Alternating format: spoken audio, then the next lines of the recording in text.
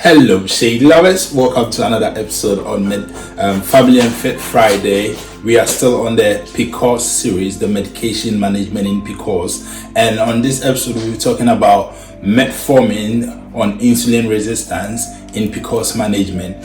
So basically, let me just give a quick wrap up of what PCOS is all about. PCOS basically, the root cause is got to do with insulin resistance, where we've got high levels of insulin because the fat and muscle tissues are not able to take up, and other organs are not able to utilize the excess glucose or whatever is in there. So the pancreas tends to release more insulin, and therefore we end up having higher levels of insulin within the system. And this high level of insulin within the system ends up causing a stimulation of the HPG, as the brain and all that, causing the luteinizing hormone to stimulate the ovaries, where you've got the theca cells of the ovaries producing more testosterone, which is ideally supposed to be converted to the female hormones, your estrogens and all that, estradiol and all that. But what happens in here is that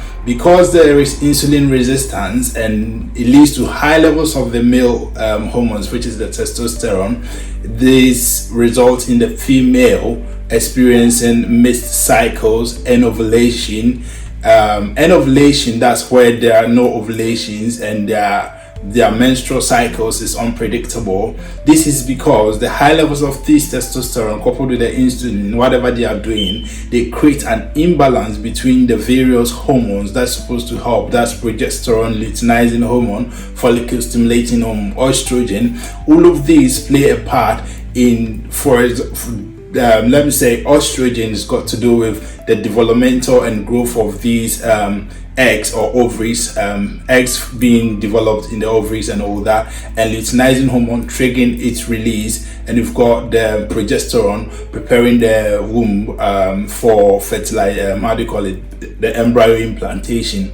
So this is what is happening. So we give this metformin, where we know that metformin works in three ways, where it affects the liver's production of new glucose. It's in the stomach, affects the absorption of, or delays the absorption of glucose from the intestines.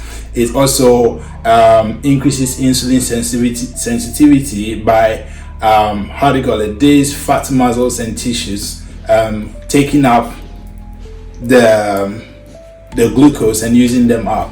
So once metformin has done this, it brings us to this clinical benefit. I'm going to continue this in the next video. Thank you, Shady lovers.